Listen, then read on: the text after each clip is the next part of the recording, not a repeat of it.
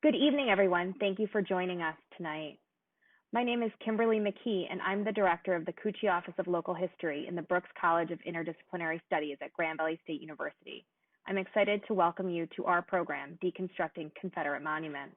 The Kutsche Office sees this conversation as directly related to our mission to give voice to diverse communities through history. We are invested in reflecting on the intersections between local and national histories in thinking about that in relation to memory, racism, and ongoing battles over public spaces. We have a robust program tonight. Please make sure you raise your questions in the Q&A section of the chat if you have additional questions or comments. We received many pre-submitted questions as well and will not get to all audience questions this evening. This event is being recorded and will be available online later.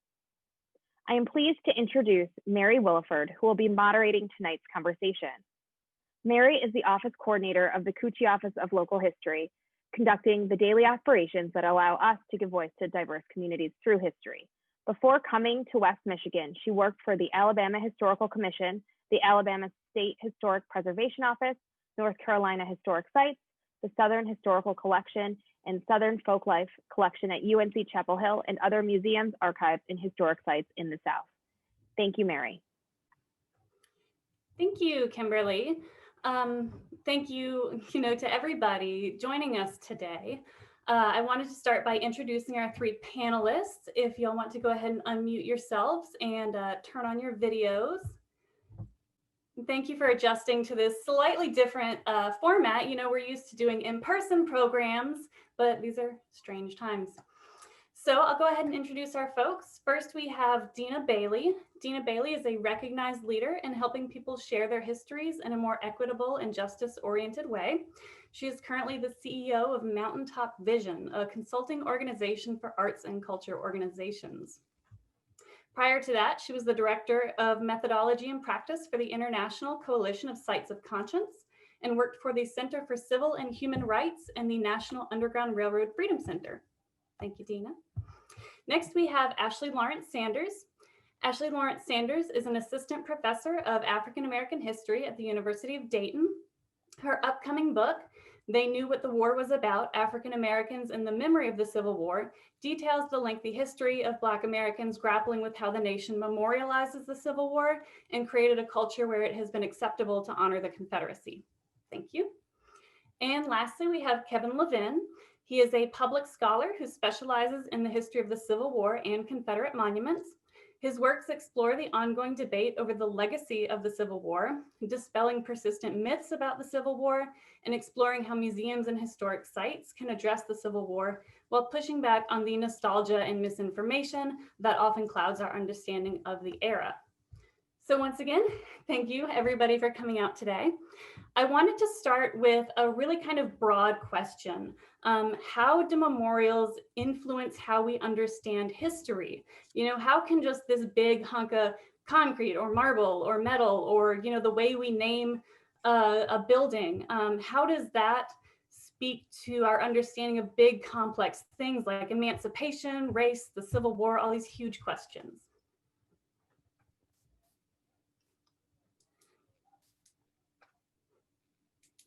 And I can start.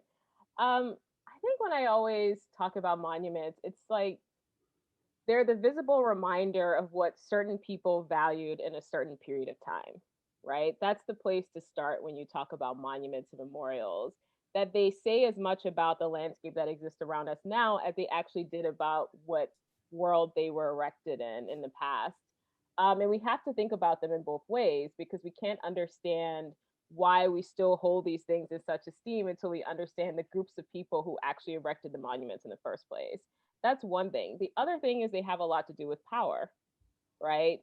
You have to have a certain amount of power, political, cultural, social, or whatever, in order to have, the clout, as we say, in order to erect these monuments in the first place. That means either through private means or public means. You have to be a group of people that people want to listen to.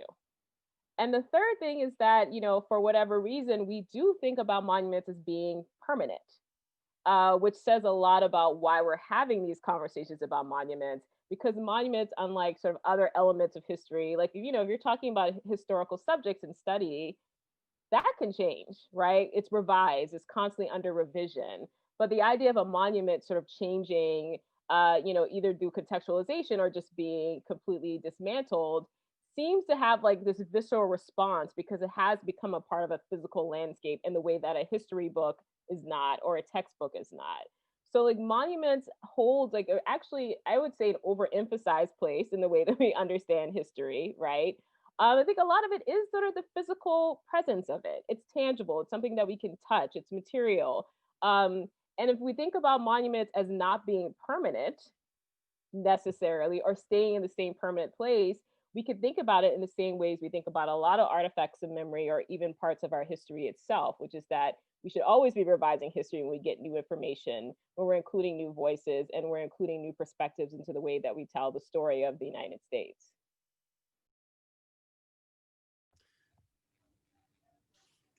I think Ashleigh's answer is spot on, and I think it speaks to an important distinction that we just should recognize right from the get-go, which I think she's already alluded to, and that is the distinction between history and memory, right?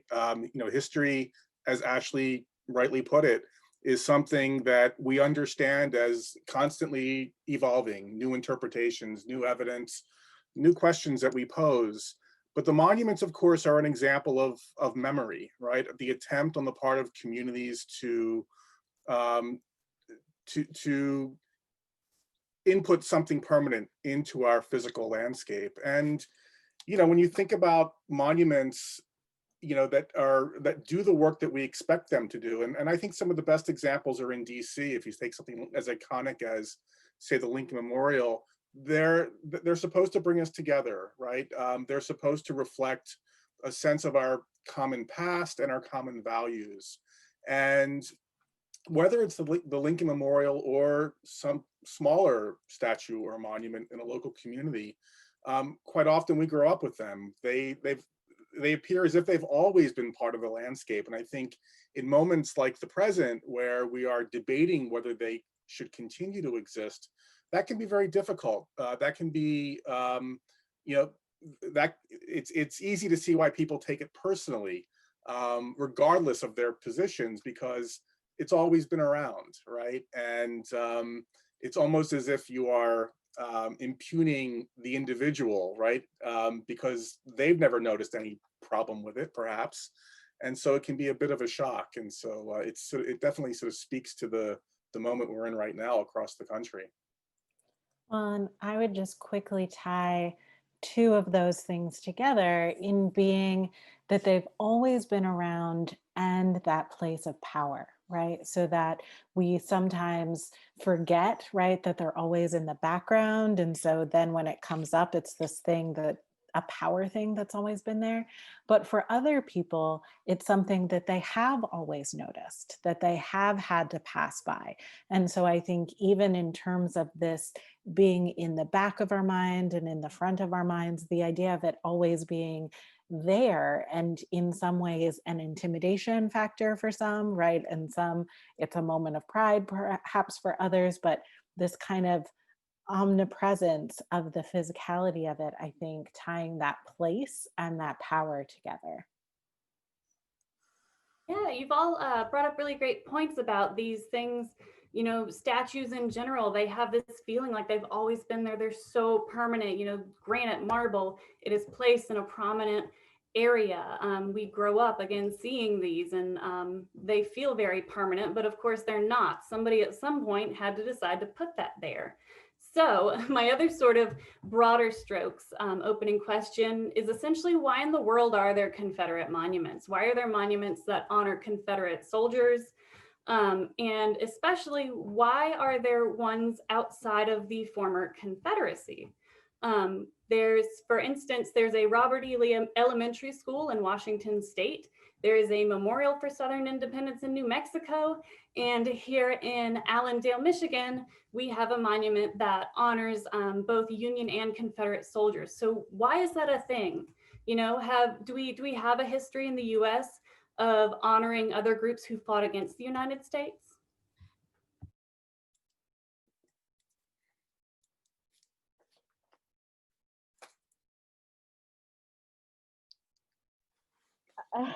Well, no, not really. No. I mean, I think it's complicated. I mean, why are there Confederate monuments? Well, that's because of the Lost Cause, which was a movement that emerges, in the late 19th century principally, but it's really grown over decades after the end of the Civil War.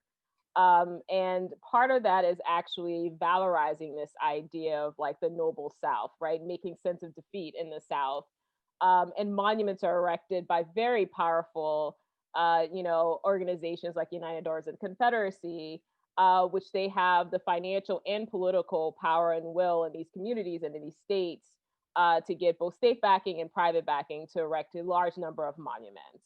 And this goes hand in hand with this. This is the same time period, late 19th, early 20th century, where we see the real big emergence of Jim Crow in the South as well. So it's a time in which Black people are being disenfranchised from the public sphere. And also, this is being reified through the commemorative landscape as well. To the question of why there are monuments outside of the South, I think that's a complicated answer. I'll answer one part of it, which is that I know from my own research, just about the namings of things in the 50s and 60s and even the 20s and 30s, that one, the UDC was active outside the South. They were active in the North, in the West, all over. They had chapters nationally. That's one aspect of it. The other aspect of it is maybe this is related to what happened in Michigan. It was more recent, but there's a narrative around the Civil War being this fratricidal conflict, right? And part of that narrative is that, it was brother versus brother. We're not going to assign blame on either side because, the best thing is that we all came together again as this, reconciled nation. And that's a national narrative around the war. It's really reinforced in popular culture and for a while in some histories of the war as well. And I think that that's why you see this idea that we have to represent both parts of the conflict, because not representing the Confederate part would, not give, credence to the idea that, that was a somewhat of a just cause in itself and that it wasn't a bad cause. Because, if we leave the Confederates out, then we're implicitly saying that that was a bad cause. I know in my neck of woods in Ohio, where there's several things named after Confederate, there's a Robert E. Lee Street in a subdivision not that far from where I live. And, that happened in the 70s. So part of that is actually Southerners that have moved up to, places like Ohio, places like Illinois, places like Michigan, and a white Southern migration up to the North and the West. And they brought that memory with them. The other part is that, by the 60s and 70s, this is like Confederate iconography sort of loses some of its, I don't want to say loses some of its meaning, but it becomes this sort of, idea of the rebellious South. That's why you have like Dukes of Hazzard and the Confederate flag, and everyone can just, cheer that on. And that's why we actually, when I looked at it, that's why that name Robert E. Lee was there, because they're just like, oh, we're naming things after Southern and Northern generals as well. At least that's in my estimation why we're seeing some of this. It's a multifaceted answer, I think. Yeah, I think there's not much I can add to that. I think certainly that theme of national reunion or sectional reunion that takes hold, to a certain extent by the turn of the 20th century, allows that lost cause narrative, that narrative that celebrates the Confederacy, that celebrates their leaders like Robert E. Lee and Stonewall Jackson as great Christian warriors to take hold, to gain a broader embrace throughout the country. It's almost as if the Civil War, by the beginning of the 20th century, this war that through this reunion narrative is about brave white men on both sides, fighting for their respective causes. But we're not going to delve too much into those causes, although there's a great deal of bitterness still lingering between both sides. There is that reunion narrative that takes hold. But it's as if reunion allows the country, mainly white Americans, to celebrate the Civil War as part of this larger narrative of American exceptionalism, that Americans can butcher one another for 4+ years and then reunite. And by the beginning of the 20th century, begin to sort of, spread out onto the world stage. And it has a powerful appeal. And you see it in movies, in Hollywood movies throughout the 20th century. You see it celebrated during the 100th anniversary of the Civil War during the centennial. It's a very seductive narrative, and I think it's one that we are still sort of working to get beyond. I think we've certainly gone far in challenging that narrative, but we still have a ways to go. And the only thing that I would add to that, and Ashleigh, I appreciate you saying you're from Ohio. I am as well. And so in that, right, I, for one, recognize that me being from Southern Ohio, from Cincinnati, that the people who moved and settled, right, in Southern Cincinnati and Southern Ohio, are not always Northern in terms of mindset historically, right? We're right there across the river from Kentucky. And so I also think that there is a narrative about the North and the South, and whether it is from historic migration or more contemporary migration, that mindset has a lot to do with that. And sometimes we like to pretend, using Ohio again as the example, that we're the great abolitionist state. It's a lot more complicated than that, right? And I would say that that is true for this entire narrative that we're putting together. I mean, I'm not from Ohio. I've been living here for 2 years almost, but I'm an Ohioan now. I'm from South Carolina though, with a whole. It's like me living in Boston, right? I will never be accepted, as a Bostonian, Yeah, no, I'm from outside of Charleston, so I have my whole other relationship to this. Yeah. Well, but I think, Mary, not to take us too far off, right? But in talking about that, so I'm from Ohio and I've been in Atlanta, Georgia, that's where I live now, for going on 6 years, right? And so even that movement in what we've learned as kids, what we learn from parents and school, et cetera, and then moving to a different place, there's definitely an adjustment. There's a pressure for assimilation, right? There's a lot of things that go into that as well. Mm-hmm. Yeah, and we had one quick question I wanted to make sure that we got to before we got too much further along. Ashleigh, you had mentioned, I think Kevin did too, the lost cause, that phrase. What is the lost cause? What does that mean? So the lost cause is essentially a narrative. I mean, there's no lost cause playbook, sort of a consistent set of, or necessary set of points, but there are a number of popular points that make up this post-war narrative that former Confederates and white Southerners embrace to help make sense of their war experience, and namely defeat. And so it includes a couple of claims about the war and even Reconstruction.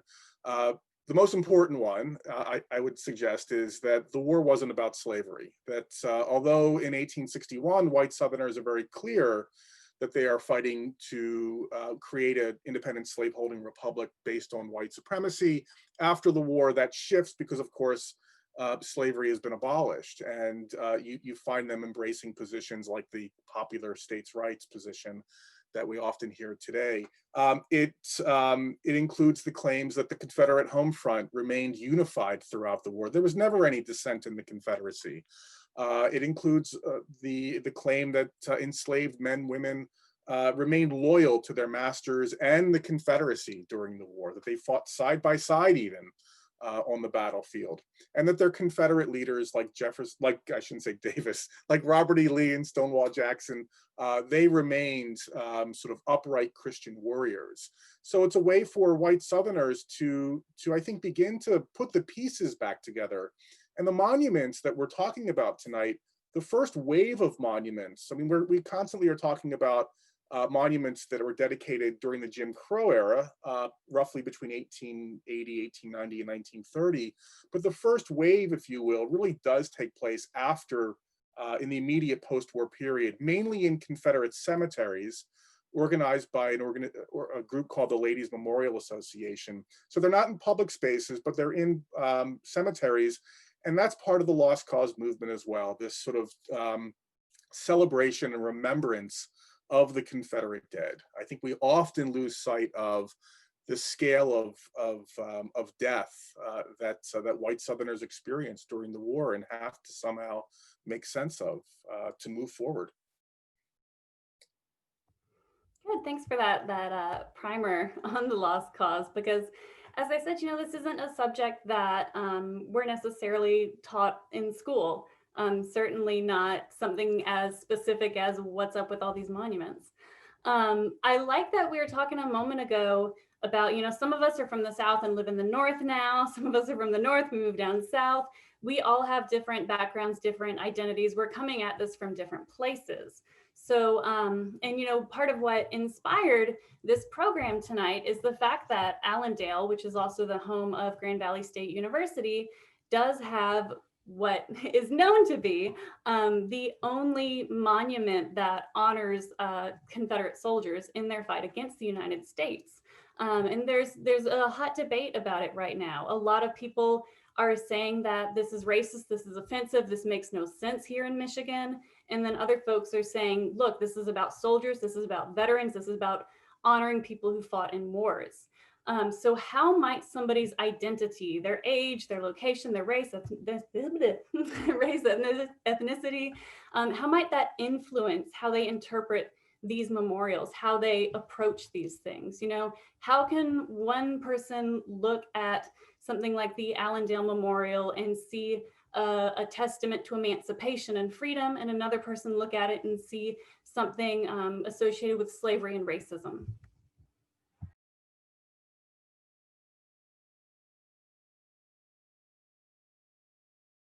I don't know. I think it's complicated and for a reason, right?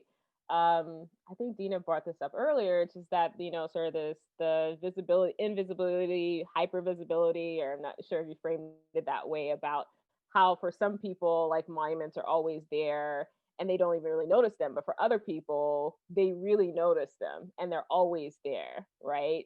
And I think what we've seen sort of exposed over the last 5 years, but especially over the summer, is the fact that people have very different visceral connections or disconnect from the physical landscapes around them. So for people who seem pretty tied to the idea that these monuments mean one thing, I often hear this sort of argument about them being sort of depolitical, right? Like, it's not, they're not political spaces. This isn't about politics.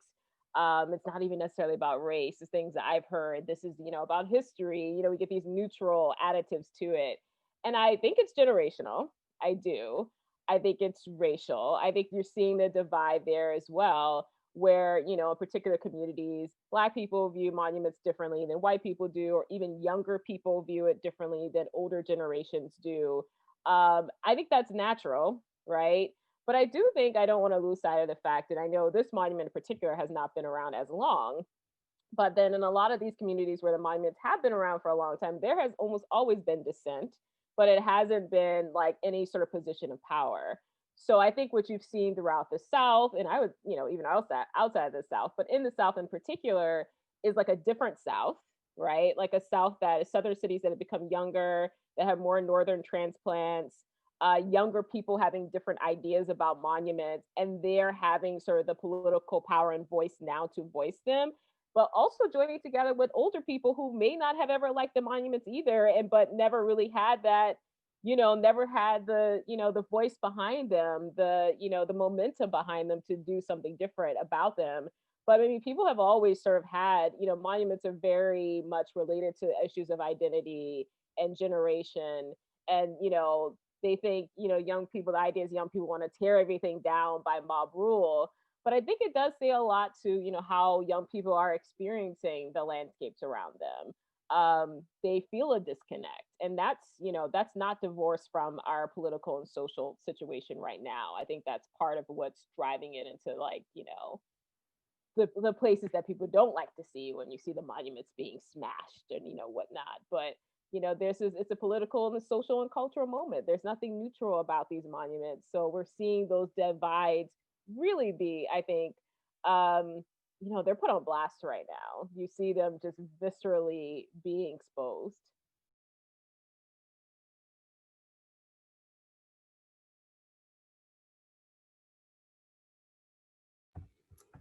Yeah, that's a great point, that the way people have moved around also has a strong influence on this. I know in Allendale, a large number of people who are protesting the presence of the statue are GVSU students, this younger generation that you were talking about. Oh, I'm sorry, Dina, were you about to say something? Oh, sorry.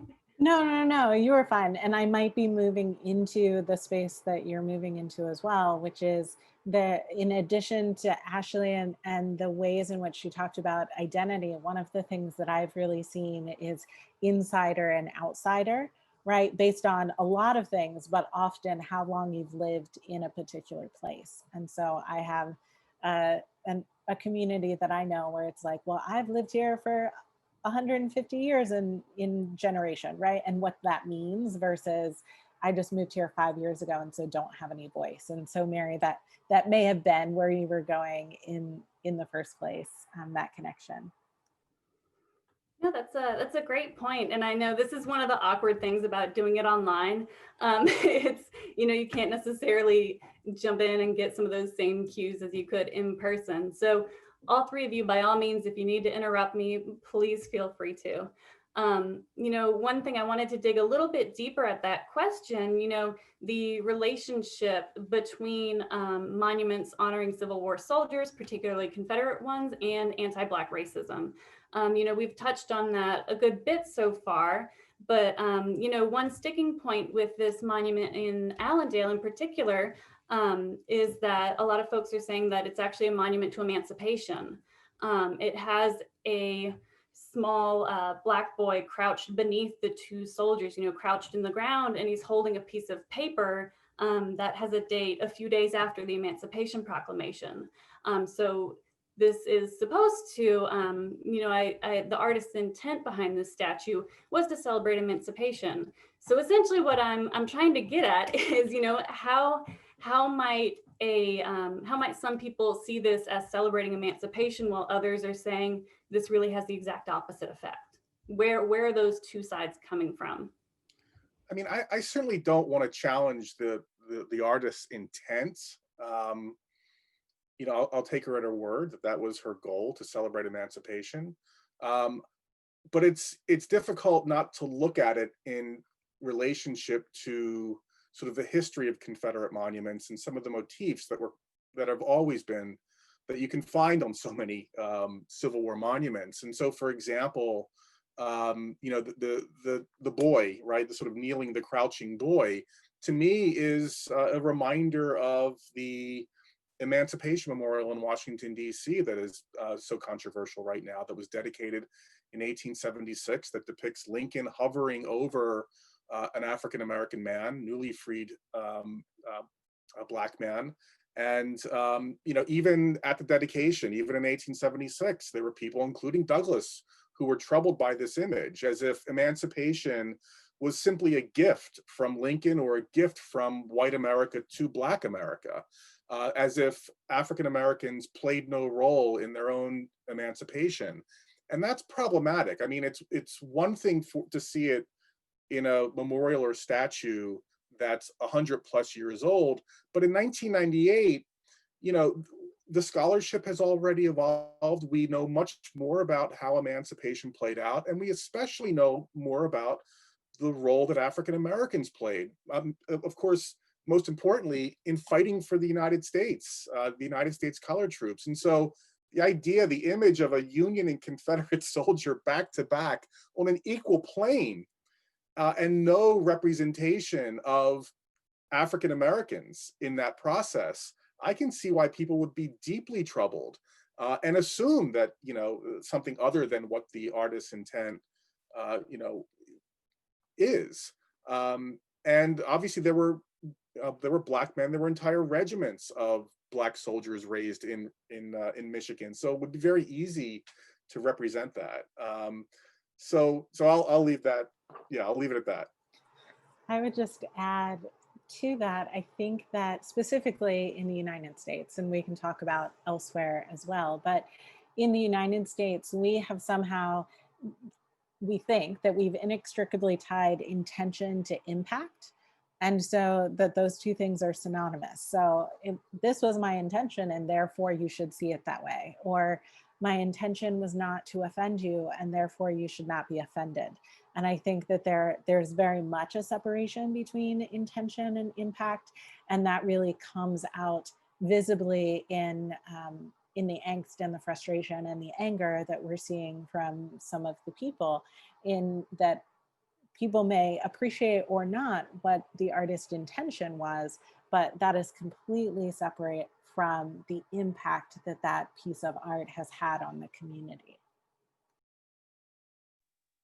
Yeah, I mean, just, oh, sorry. No, I would say that, I think Kevin and Dina just put it really well, which is that, there's intention and impact, and there's also said it was 1998.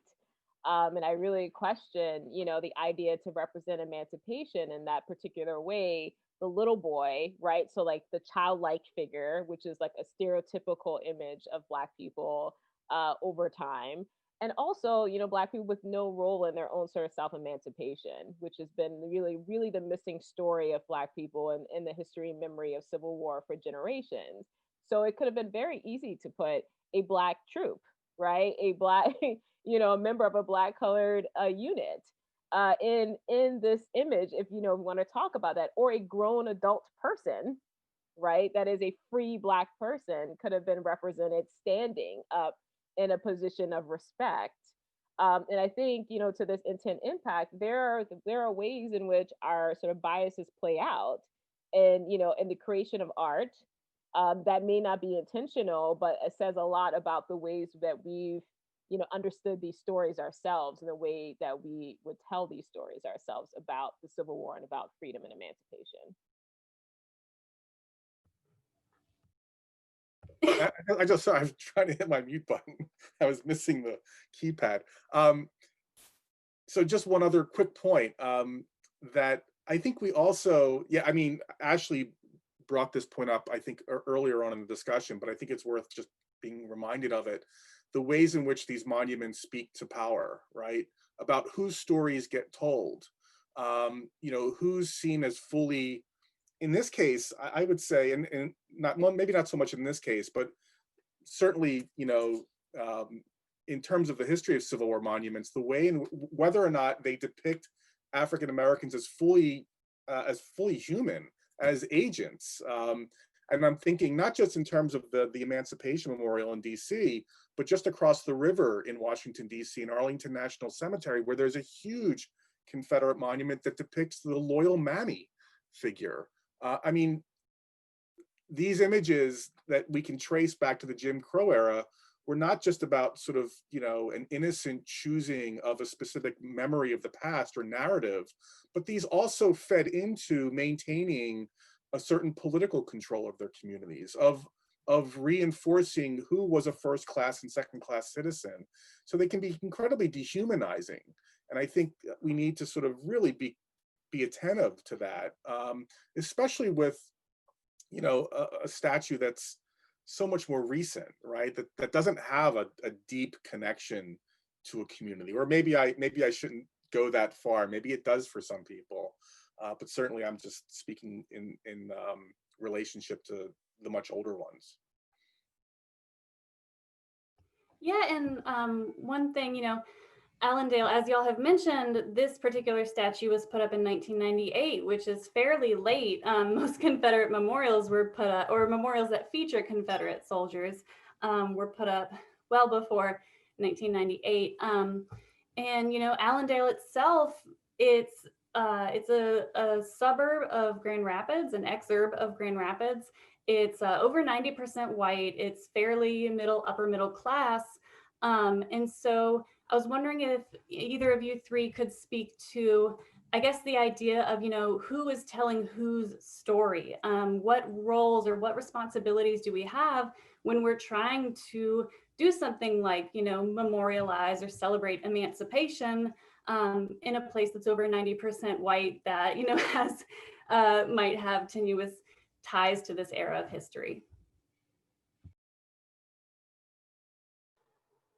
Someone else can answer, but I just wanted to say, I love that you said tenuous ties to this history, because I feel like there are some significant ties to the history, right? And so I think that's part of it, that when we're talking about anti-Blackness, when we're talking about inclusion, when we're talking about diversity, often we think about it as the other, right? Like, oh, we're supporting other people, or that it's not part of, sometimes, right, like majority white situations where it's like, that's not part of me, that I'm supporting someone else. And so there's not the buy-in perhaps to it being something that we need to take care of. And so just to point that out in the question, right, that perhaps there are really strong ties to the content, to the history, to the meaning of this, which is why it is so strongly being contested in the area. Yeah, I was going to say along those lines, you talked about what's the responsibility. And I mean, if the question is, what do you want, what values or what, history do you want to uphold or memorialize in your community, and you want to continue to uphold elements of the Confederacy, then the question is, answer is those are your values, right? Like, I mean, I think that could really be the only answer. In 2020, when we've quote unquote progressed as a nation, right? If your values are set in this particular narrative of the war, which may not be sort of the traditionally understood lost cause narrative, right? But it is still a very popular element. And I think, Kevin said this earlier, output of the lost cause, this brother versus brother, narrative of the nation. And that requires us to continue to honor, people who fought to continue to enslave, most African Americans during this time period. So that's the first question you have to start with is, what do you want your physical landscape to look like in 2020, right? And if you want it to look like a place that reflects the values that you yourself as a community have, and if you're saying that I wanted to still have a statue of Confederate soldier, what does that say about your own values? It may not say anything good, and that's not casting judgment to anyone, but I think we have to be clear, right? Like, it says that you are, as Dina said, you adhere, you have a tie to this particular narrative, right? Like, it may not just be like, oh, this isn't our history. No, you want to continue to keep this up because it means something to you in a particular way. And I think that's when we have to kind of dig down on when we look at some of the counter protests that have happened around these statues, I think including this one too. Some of the people that have been at these counter protests are, people who hold really abhorrent views. So, I mean, I think that's the other part of it as well, is so what does this mean in 2020 for you to still be protecting a Confederate statue in your community? And what does it say about the values that you hold?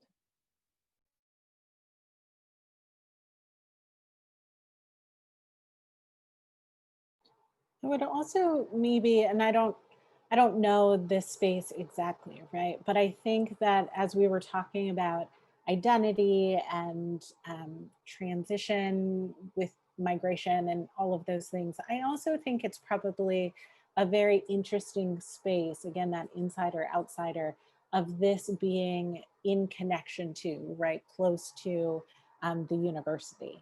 Because I think that all of those aspects about identity that we've talked about, insider, outsider, age, race, like there are a lot of those things that are coming to play in this as well. And so those power dynamics may also be in play when we're talking about why have there been protests, but the city council decided that it should remain, right? Like, I think that some of those tensions in identity come out there as well, particularly in a college town. Yeah, and I'll just add really fast that, I mean, it seems to me it's impossible to ignore the political element in all of this. I mean, quite often the conversations that I get into with people about monuments are really about whether or not they're Democrat or Republican, whether or not they support Donald Trump. And he certainly has played a huge role in the extent to which this has become politicized. I mean, going back to his comments after the Unite the Right rally in Charlottesville in August of 2017, and then of course throughout this summer, right? I mean, he's he hasn't, exactly, sort of praised the Confederacy, but he's gone up to that point, right? I mean, yeah, I actually, you're shaking your head. I mean, yeah, I mean, we I think an argument can be made that he has, but but certainly people, I think, are capable of understanding how to interpret him in that regard, and so it's, at least for the foreseeable future, it seems to me quite often we're having a debate about 2020 as opposed to anything related to the past, and that makes it, I think that makes it more difficult in terms of like what are our roles as historians, as public historians, and also as people who work in the museum field. Just how do you deal with this? Because are we even equipped to deal with it? It just makes it that much messier, it seems to me. Yeah, I mean, just quickly to add on to Kevin's point, I think that's a really good point that I don't think people understand is how politicized this became in the last 4 years. I mean, like, party politicized, right? On party lines, having grown up in South Carolina, there were Democrat and Republican politicians supporting the Confederate flag, supporting Confederate monuments up until recently. And I always tell people, like, to the extent that this has become sort of a political issue, a partisan issue, is really very recent. Because you had Democrats for a very long time in the South, even outside the South, really in this narrative that, oh, we don't really have to take down monuments. Oh, the flag, And, I remember a Republican governor, someone was actually mentioned this the other day when I was in high school, was actually pretty much ousted out of office by a Democratic governor because he had supported taking down the Confederate flag, which was a really controversial position to have in the 1990s in South Carolina. And the Democratic governor was going to leave it up.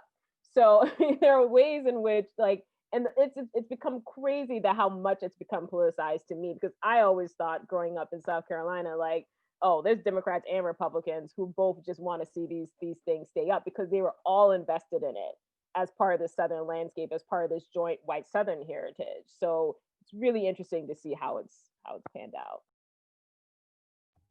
Yeah, and real quick, if in case anybody who's watching isn't aware, Ashleigh mentioned it. So one of the, as I'm sure most everybody watching this has heard, there was a plot to kidnap Michigan Governor Gretchen Whitmer recently, and one of the people arrested as part of that plot had been to some of these protests about this Allendale statue, and they were in support of the statue. And so, as y'all have been saying, it just ties into these much, much bigger things. People imbue, whatever meaning they want into this statue. How you go from having a memorial that's supposedly about emancipation to wanting to kidnap the governor, that people can bring their own meaning into these. And I think that is something important to point out, because a lot of the tension that has taken place at these protests for and against the Allendale Monument, people are bringing a lot more, I don't want to say baggage, but they're bringing a lot more of their identity and their story to this.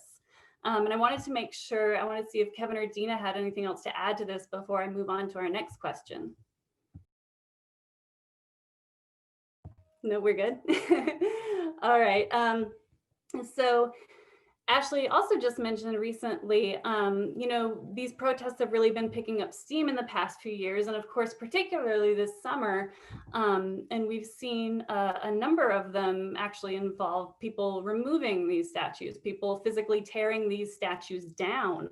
And so I was curious if y'all could speak to the history of protesting these memorials prior to the past few years. Is this something that people just up in one day said, oh my gosh, I suddenly hate these memorials, these are suddenly offensive? Or, what's the longer history behind protesting these?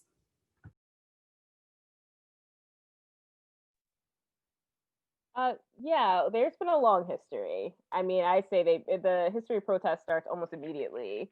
In some places when the monuments are erected, definitely in Virginia and in North Carolina, you see Black press talking specifically about the monuments. You see vandalism happen, sometimes literally weeks or days after a monument is erected in the late 19th and early 20th century.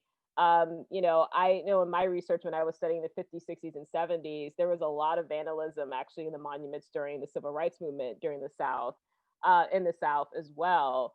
And that's the thing I think kind of gets lost, is that it seems like this is just like everyone's talking about this right now. And it's like now all of a sudden people hate monuments. What's up with that? It's like, no, there have been people who've hated these monuments for literally generations.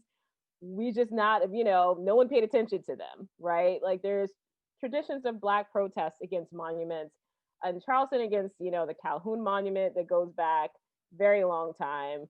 In Richmond and parts of North Carolina, there's a long, long trajectory of this. So people have always disliked these monuments. The Black community, especially, in these areas, have disliked these monuments, have protested and vandalized these monuments. And I think, I always say always does sort of pick up sometimes in moments of like, civil unrest or strife.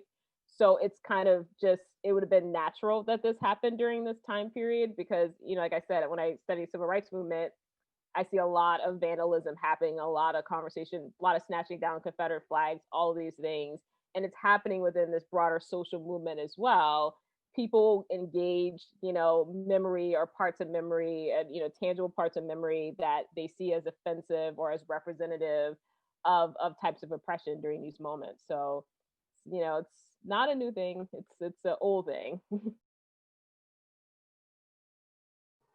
I would also just quickly connect in, not only has it continued, but I think that people have used various avenues to try to get change, and we run up against that power again, right? So just speaking even pretty contemporarily and working in public history spaces, I know of someone, an organization that was admitting internally that they were in charge of the historic markers for their state, and that people had asked and petitioned for these historic markers to be changed. And the organization internally was like, it's a lot of money, it's not that big of a deal, like, let's just put it off. And then in this moment, now this particular historic marker has been vandalized and removed by people, right? And folks are saying, well, why didn't they go about the proper channels to do this? They just hadn't been listened to, right? And so what responsibility do cities, counties, historical societies, et cetera, have as part of this as well, in terms of listening to people and making change, being part of the change? And I think just to piggyback on what Dina just said, I mean, every morning I get up and I check the news to see if a Confederate monument has been removed overnight. And since June 1st, 84, roughly 84, I think I have the number exactly right, 84 have come down, and either through being removed by protesters or just sort of the legal process. And that's actually the vast majority. And I'm pretty sure that that number is probably higher than probably the largest number of monuments that went up in any given year during the Jim Crow era. And so I do think, on the one hand, we do really need to acknowledge that this protest has a long history, but that since 2015, this has really picked up. And I think, and we've talked about this has come up a number of times, but it definitely speaks to the political power that that African Americans and others now have, that they can actually, beyond just sort of voicing protests through the local newspaper, can actually take steps to mobilize on the grassroots level enough people to make that change. And it's sometimes violent, it's divisive, but man, we live in a democracy, and this to me is a fundamental question that our community should be willing to embrace. I mean, these are questions about, as Ashleigh pointed out, who we take ourselves to be as members of our communities.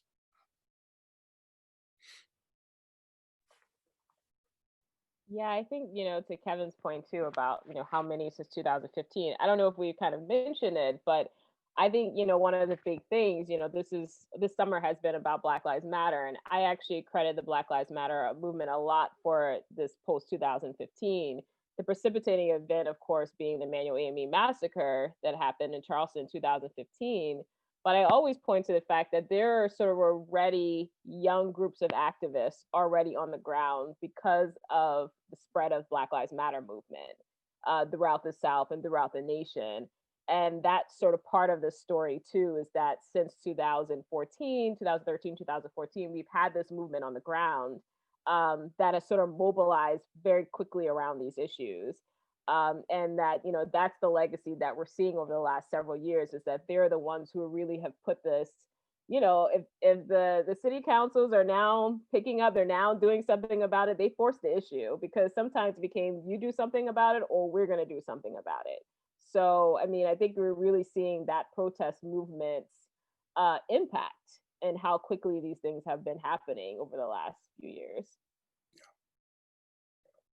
Just real fast, I think we have yet to really come to terms with the fact that Dylann Roof, that he drew inspiration from our Confederate memorial landscape. In the weeks leading up to the murders, he traveled to a number of historic sites in and around Charleston, including Confederate monuments. And in a way, Roof was a kind of historian in a way. I mean,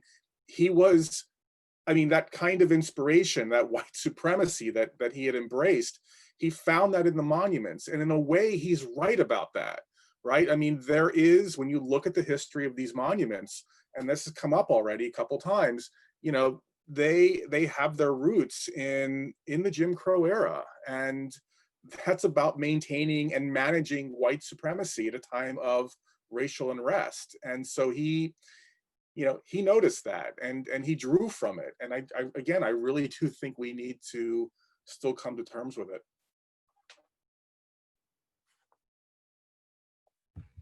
Yeah, these are all really great and really important points you're making, you know, especially how even if a monument wasn't necessarily put up during the Jim Crow era, in a way, it might still have, you know, roots within that era and within the era of monument building. So I wanted to switch gears a little bit to essentially the question of, like, where do we go from here? You know, okay, we're having a debate, we're learning about the history. What now? Excuse me.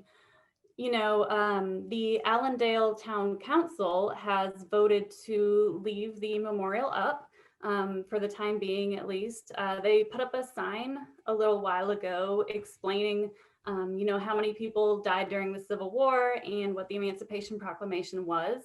And one reason that the council had cited on their decision was kind of the slippery slope argument. You know what, so we replace, we move, we whatever with this memorial, what next? What are you going to ask for next? What are we going to be tearing down and moving next?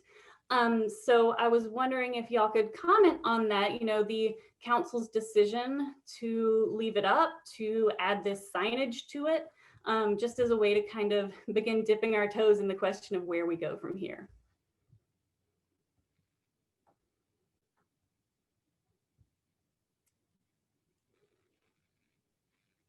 So go ahead, Ashleigh. So I read the signage. I feel like it's so interesting because the signage does nothing to actually explain why a Confederate soldier is there at all. It's like two sides fought. They did. Yes, one fought for slavery. Like, one fought to maintain and expand slavery, and that is not at all said in that signage, right? Like, so that itself is a very deliberate decision. Okay. And basically the signage is just like giving us the brief history of the Civil War, and that's all fine and dandy, but that does not explain why the statue exists here. If you're going to even, and I'm not a person that's actually really a huge fan of contextualization, actually, but if you're going to contextualize, then you're supposed to add some additional information as to why this controversial thing is here. And that signage doesn't do that. As far as the slippery slope argument, it's like, yes, sometime in the future, you may have a conversation about another monument in your community. That's actually what should happen, right? Like I said at the beginning, like the idea that monuments are up forever and ever. And I always get these questions myself when people are like, what's next? Washington, Jefferson. I was like, well, all I'm going to say is I think it's great that we're having a conversation about the legacy of these additional people. And it's a good thing because we're creating new narrative, we're challenging old narratives, right? And we're creating new discussions. So is a slippery slope where we may just discuss different types of, history and monuments in the future sometime in this indeterminable future a bad thing? It's not. So I mean, I don't really buy that, then every monument is going to come down. History tells us that's not going to be the case just yet. But, does that mean we may have discussion about what monuments represent in our community, maybe on another monument in 20 years? Is that such a bad thing?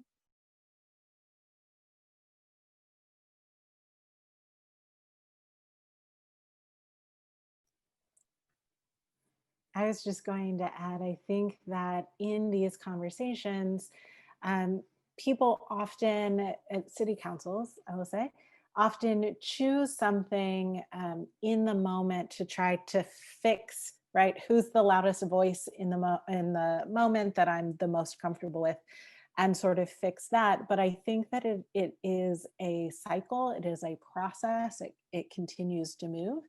And I think that they had their challenges, continue to have their challenges as well.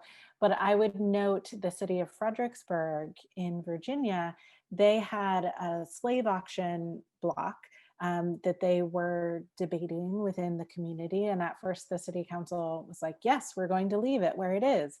And then there was a lot of discussion, a lot happened. And then it was like, okay, now we're going to move it. And then there were some repercussions to that. And then it's, okay, now we're going to move it to this other place. And so I think that it is a continued conversation.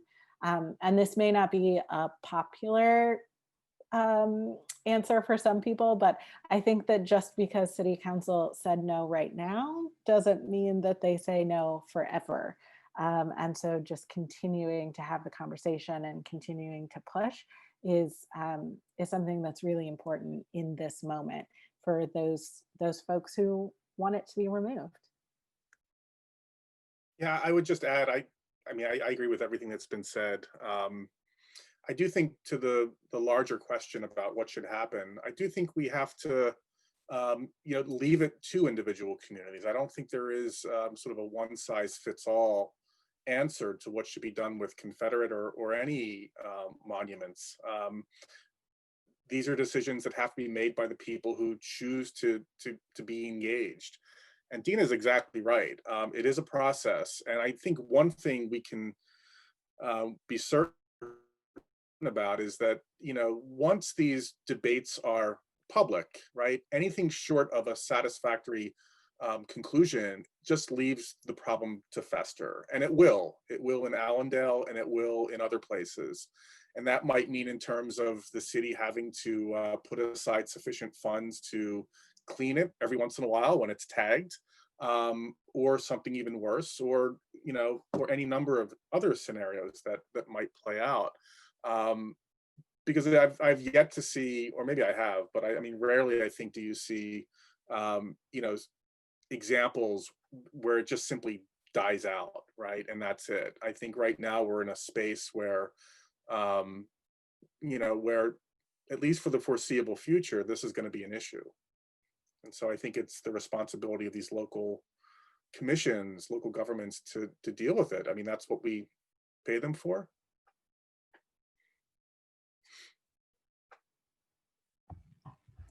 Yeah, and I know with Allendale adding the signage, at least for now, I know that's been a really popular answer that at least I've heard when people are discussing these memorials, not just Confederate ones, but like the Taney Memorial in Baltimore, all kinds of other memorials. One of the really common, go-to answers is put a sign up. And I was wondering if y'all could comment on that just in general as an approach to this, taking this really huge big thing and slapping a sign on it. Is that effective? Can that be effective? What's that doing? I'll just jump in real fast. It's not effective, and I think the reason is this: the signs are an attempt to diffuse the values of the community, and I think for the people, for the groups that are the most engaged, it doesn't satisfy, because on the one hand, the activists who want to remove them, they're going to look at a contextual panel for a Confederate monument and say to themselves, well, this is exactly the reason why we want it removed, right? It's going to lay out the context of Jim Crow, all the things we've talked about tonight, and they're just going to say, well, it's making our argument for us. That's why we want it removed. Having a sign there doesn't do anything. For the people who are defending the monuments, they're going to look at a sign and just sort of brush it to the side, give the back of their hand to it by saying, this is just the work of liberal academic historians, revisionist scholars, who are trying to undercut our more personal connection to the past. In other words, our heritage. So the signs actually really, while they might educate the bystander, someone who's just not engaged one way or the other, so they might have some educational value. For the people who are the most engaged, I don't think they're doing the work that the people who are supporting it, intend it to do. Yeah, just to follow up on Kevin's point, I've been long against contextualization for a very long time, and I think even for a while, I think it was pretty much for a while it was the common, I think, view of many historians, because we love history and we were like, everyone's gonna read this, read all these words. And the example that I always give, like, yeah, in Baltimore there was contextualization until it was like that was not sufficient, right? And then, in the case of Charleston, the Calhoun Monument, just the mess around that contextualization process, because they did the thing, right? They created a committee, they had historians there, they had language, right, talking about crimes against humanity and everything else. But then they couldn't agree on the language because there were certain people who thought the language went too far, right? It was anachronistic. And then there were Black people who were just like, forget this language, let's just tear the monument down. So there was even no agreement on even the plaque. And at the time I was like, what is a plaque on a monument that stands that far up in the sky? What is the plaque going to do? And I think that the actual power of these monuments, the physical form of them, maybe not this one specifically in Allendale, but a lot of them are just gigantic. So what is a plaque to that gigantic monument? The man on the horse or the man sitting up on a pedestal.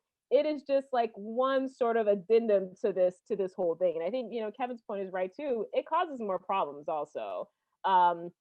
You're reifying the reasons why the monument should come down. You're like, ooh, the monument was put up at a time when Black people were, I've seen this types of things. Black people were oppressed during this time. It's like, these are all the reasons why this monument should maybe not be here, is that it was put up at a time Black people had no say in the political process or all the financial processes that erected this monument in the first place.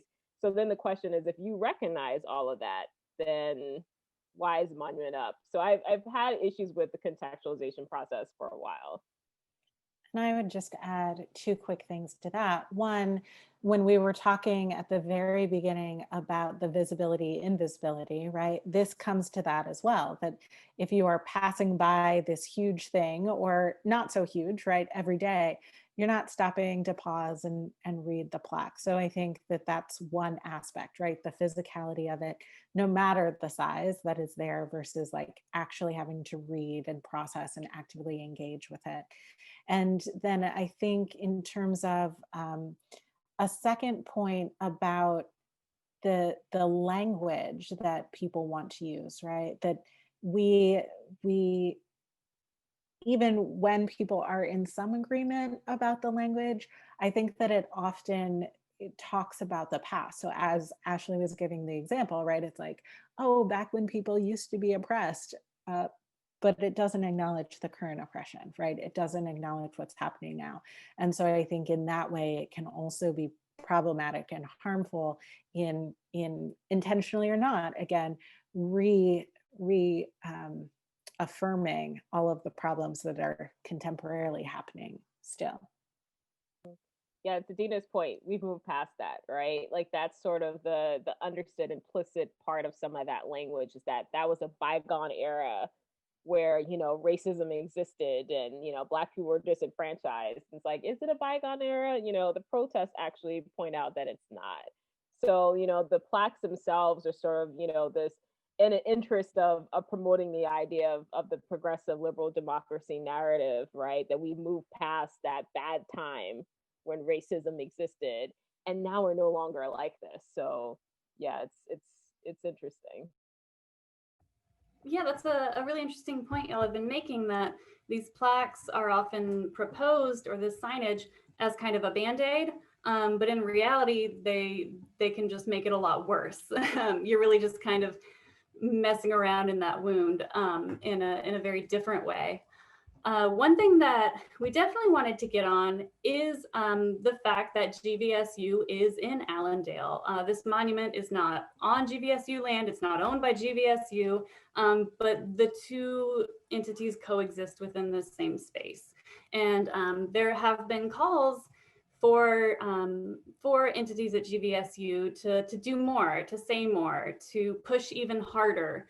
And you know, there are, coming from UNC Chapel Hill myself, for my undergrad, you know, the Confederate memorial on campus there was torn down after a great deal of back and forth and just all kinds of messiness. We're going to build this, we're going to do that, here's that money, we're going to move it, all kinds of things.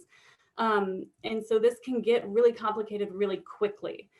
Particularly for universities and a public university that has this kind of responsibility to the taxpayers, to the public.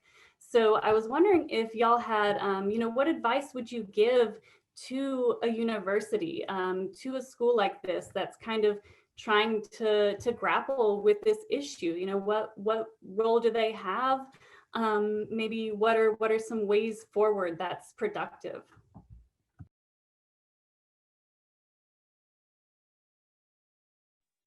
Well, I mean, I think this is a moment where universities are really, they're positioning themselves in particular ways to be at the forefront of these conversations, or at least be listening to these conversations about, you know, racial equality and protest and injustice and all of these things. And I'm not specifically sure what statements GVSU has put out during the summer, but, you know, working at a university, I've seen many statements over the summer, many new initiatives, all of this, you know, constant thing.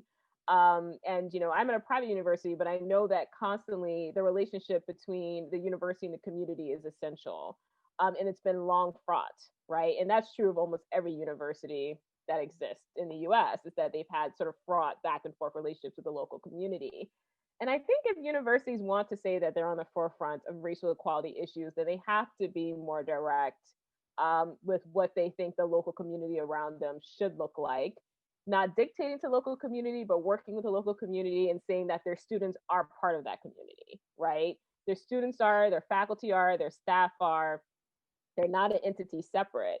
So if you have, you know, students with faculty and staff of color who are particularly aggrieved about this monument, that means listening to them very carefully and deciding, you know, I hate to say this, but what side are you on, right? Like, I think that that's like a clear statement that a university could make. And then showing that you have the investment on sort of forward thinking ideas around what the local community looks like. You know, if we're in that moment where universities are, you know, moving forward very quickly on a lot of these sort of diversity plans or anti-racism plans and statements and all of these things that have been happening over the summer, I think keeping up with that means also engaging the community around you.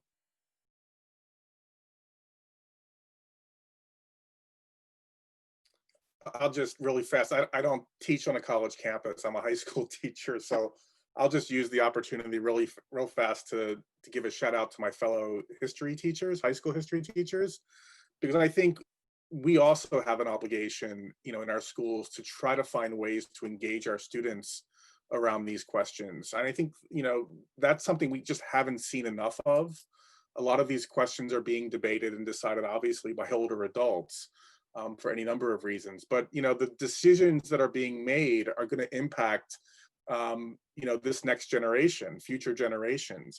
You know, these decisions are impacting the communities that, you know, my students will live in and raise families in. And so, if we can find ways to you know, to engage young people, I mean, younger than college, obviously, I think that would be great. I mean, I think that, and especially given that the kind of history that they're learning is, you know, is in most cases, you know, drastically different from what, you know, I learned, my parents learned, my grandparents, right?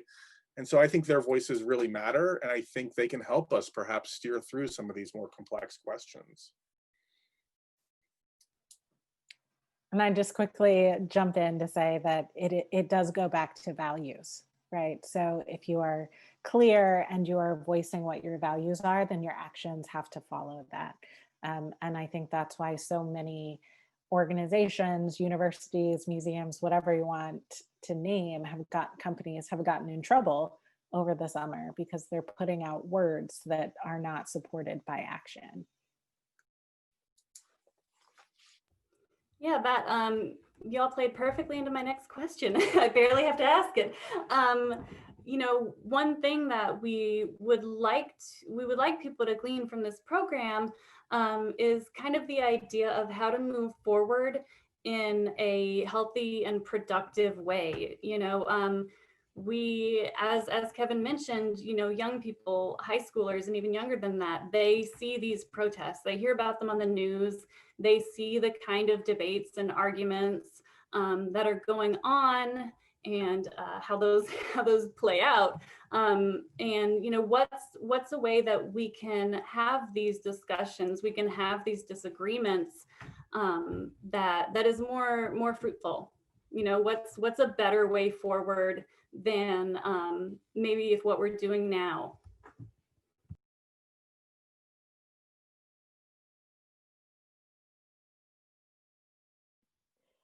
I think it's tough. I think, you know, to Kevin's point earlier, you know, being in an election year, hyper partisan, and, you know, sometimes even violence and some defense of the monuments and like it's, you know, we're in a pandemic. You know, I think in an ideal year where none of this was happening, right? But we don't know when that year may actually be. You can say, wow, we should have these community conversations. We should come together. People should be heard. We should talk about processes. We should talk about the long history of this particular community and how this monument plays into that history, you know, was part of that history, about race in this community, and, you know, how this monument is just one part of maybe some of the issues around structural racism and institutional racism in this community. I would say that would be the ideal thing to do. And like I said, that can't happen in this moment for a lot of different reasons. I think the conversations happening now are productive. I think they've been forced to accelerate past, I think, the normal processes that people like to see. Because like people directly protesting and confronting the statue is maybe not necessarily what people had in mind when they thought about, you know, democracy. But I think, like Kevin said, that's democracy too. It's forced this conversation on the agenda in a very specific way that maybe could move forward. But I think that there's a big disconnect here, clearly, between, you know, this goes back to identity and values, between the ways in which people see themselves, see that monument as part of themselves or not part of themselves, and see it as connected to the very real structural issues in a particular community as well. And I think that last part is what really has to kind of be addressed, because monuments and like the tension around them are always just a reflection of the larger tensions within communities around issues of race and racial justice and racial violence.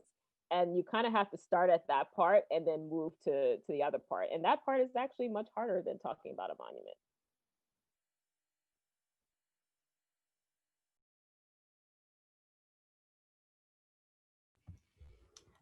Great, yeah, these are, and you know, these conversations and these debates, I do like that you're pointing out that even if protests don't, you know, look nice and formal, it's still a form of democracy.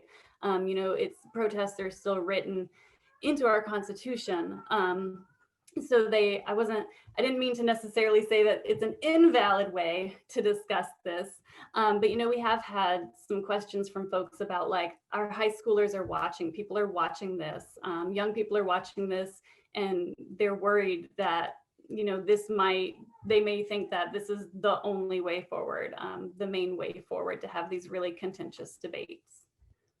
The only thing I would add to that is, I think certainly the mainstream media has sort of, you know, obviously, you know, for entertainment value, has emphasized, over the course of the summer, the most violent, moments in this debate, right? So the street scenes, people pulling down statues in Richmond and elsewhere. And so it's no surprise that that gets a lot of the attention.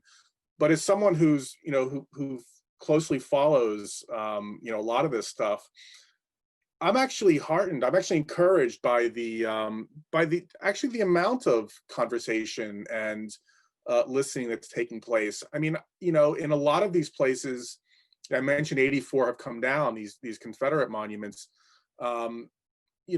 Most of them have included, town council meetings, have included, sessions where people can actually voice their concern.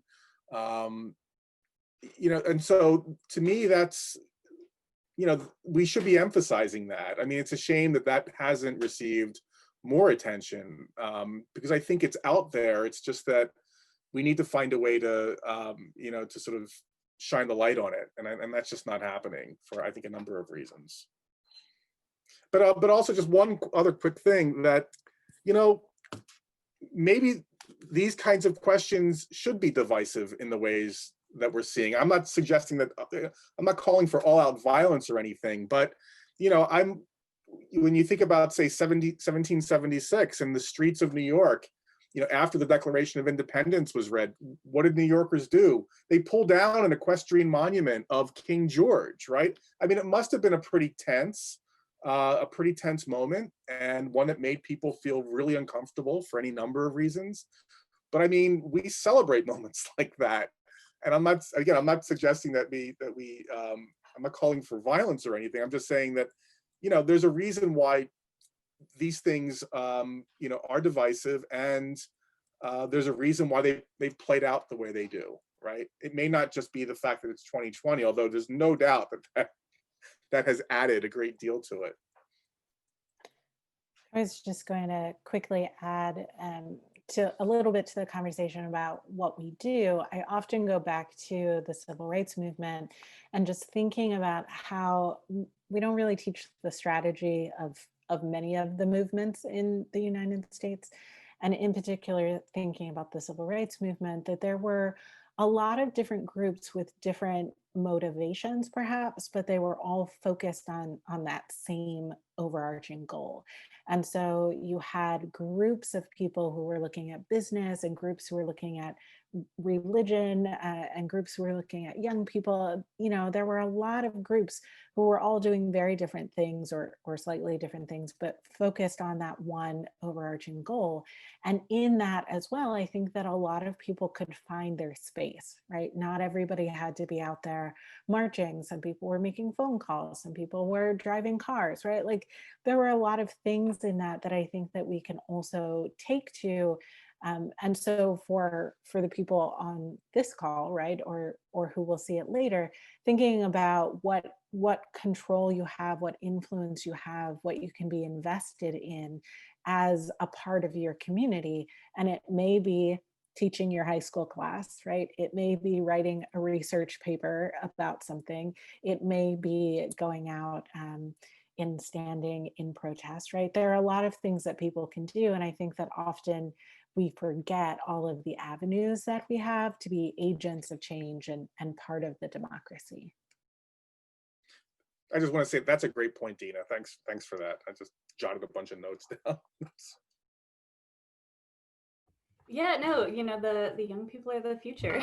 And certainly, even though, the civil rights movement is broadly taught in schools, I'm certain it's taught here in Michigan to some extent, there are parts that are left out. There are, these counter protests and such. It was a very violent, very contentious era that we kind of gloss over and celebrate today as this like, oh, well, it ended nice, right? Kind of, and kind of gloss over everything that happened, all the messiness, all the issues that happened actually during the movement itself. So I wanted to, we're getting towards the end of our time here, but this has been a great conversation. I wanted to know if y'all had thoughts on how we can memorialize the Civil War and Emancipation and Civil War soldiers in ways that are more respectful of the history, in ways that are actually rooted more in the history than sort of in the feelings. And how can we do that while still acknowledging that the Confederacy and Confederate iconography has traditionally been weaponized against people of color? Regardless of somebody's intent when creating or erecting a statue, it's speaking to a certain history that, a certain history that really can undercut, like with this statue supposedly trying to honor the Emancipation Proclamation.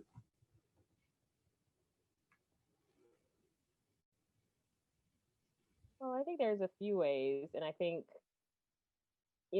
moving even outside of monuments may be the first way to think about it, which is that, a monument that actually honors, Black soldiers from Michigan, Black free people in Michigan, all of these things may add on to sort of this commemorative landscape, and I think in a really, really interesting way. It can talk about emancipation and like not in the emancipation is something that's given, but something that was taken. But I do think that, part of my whole thought about this process around memory is the ways that history itself is taught. And I think this goes to Kevin's point and the importance in particular of K through 12 teachers is that, the monument is always going to be a monument. But, what really actually continues this legacy on is how people learn and teach history. Because if person who had created this monument had learned a different type of history about the Civil War, we may not have gotten that monument. Because, having listened to the justifications that she gave for this monument, I recognize a very specific narrative of history that was taught. And that narrative is reflected in that monument. So I think that continuing on, being respectful and inclusive of a particular groups of people in history means actually understanding this history from different perspectives and understanding the history of freedom and emancipation from the perspective of African Americans. And that will lead you to very different conclusions. I always tell people that African Americans didn't have the monuments. So they had to create and nurture the memory within their communities without the tangible monuments. And I think that's something for us to learn from, right?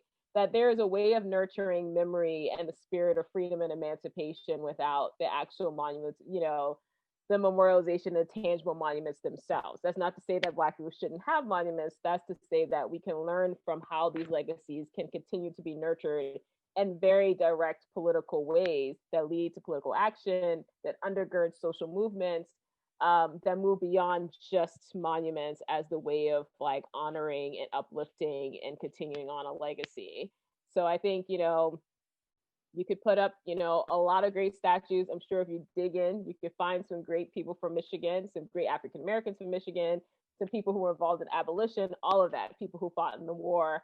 And I think that would help the physical landscape. But I think beyond that, being creative about how we understand memory and history and how they're intertwined and taking from this legacy of Black people's memory where they had to be creative, I think, that could be a first step. Yeah. I would just add on to that. I think it is so much about the contemporary too. I mean, that is so much of what we've been talking about. So it's not just memory and history, and it's not just contemporary, but we have a huge challenge in the United States in connecting the two together, in seeing how the cause and effect happened, in tying those all together. And so I think as we're thinking about what can we do, I'm also not convinced of physical monuments, right? Like, sure. And also, let's think about the legacies. Let's think about if we want to really make change, let's talk about healthcare and the history of that for particular groups, right? Let's talk about mass incarceration and the history of that in particular communities. And so I think that we can take the monument and the history and really make connections to the contemporary, and that may or may not have a physical aspect to it. Yeah, I've been thinking quite a bit lately about Monument Avenue in Richmond, Virginia, and the 5 massive Confederate monuments that were placed, on that avenue between 1890 and 1930. And there's one left, one Confederate monument left, and that's to Robert E. Lee. And it towers really over the west end of Richmond. And when it was dedicated in a brand new neighborhood.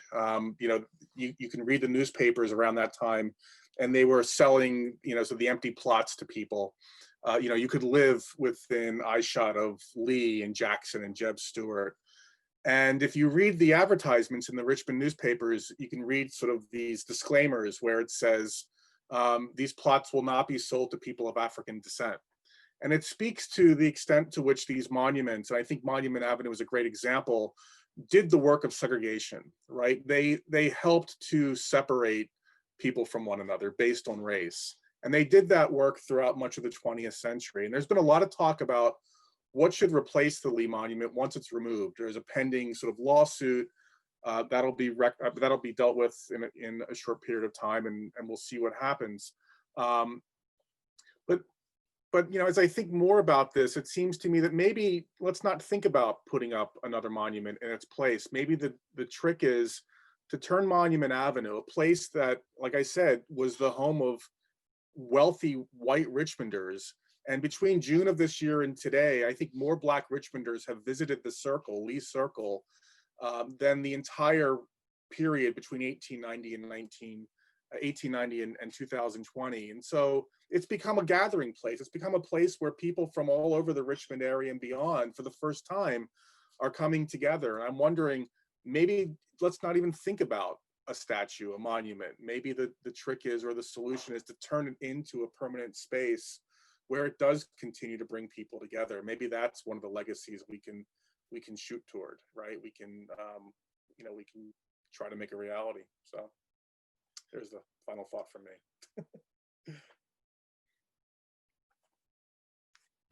Yeah, and I like that idea of taking it and changing its purpose. The Mellon Foundation recently came out and said that they have, I believe it's a $250 million 5-year program specifically to reimagine these, to say, like, okay, these aren't serving their purpose anymore, or they're not serving a purpose that people in 2020 in these communities want them to serve. What do we do now? And so, it's great that we have organizations that are that are coming to put a little money behind that, because it always takes some money. So as a kind of final thought, because we are hitting right around 7:30, I was wondering if y'all could talk about, personally, what would you recommend that an individual do? Maybe a GVSU student, or maybe somebody in Allendale who doesn't like the monument there, who doesn't believe that it represents the community and their values. What's something that they can do as an individual that can be productive, that can spread their message?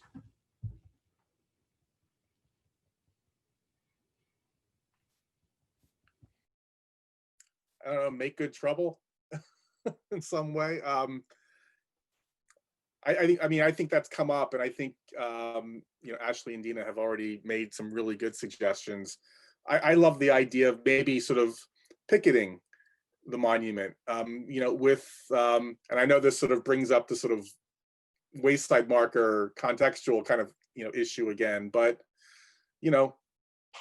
actually show people how these monuments connect to the broader history. Find a way to creatively show why you have a problem with it, right? Be public about it, and do what you can to take a risk, because it is. I mean, you're putting yourself out there. But that's just one suggestion. But obviously, there are any number of ways to go about this. I would just add to that, and riffing off that idea that everyone has a place in this, right? And so when I used to work in the museum, it would be, again, I don't care if you are talking about it at your Sunday school class, or if you're writing your 300-word essay about it in 4th grade, or if you're donating money. Everybody has a different thing. And so I think that for me, it's about movement forward. And as Kevin said, recognizing that it's a risk, right? Because I think that's really important. And doing something that is within your place of strength, right? Like creating an interpretive dance, putting a piece of art in the university like gallery competition. What it matters in this moment, I think, that people feel good about saying something and doing something. And there is something to this collective nature of protest, I think. I don't want to take away from that, but I also want to recognize the individual journey of protest and how important that is. And no one can really tell you what to do in that individual circumstance.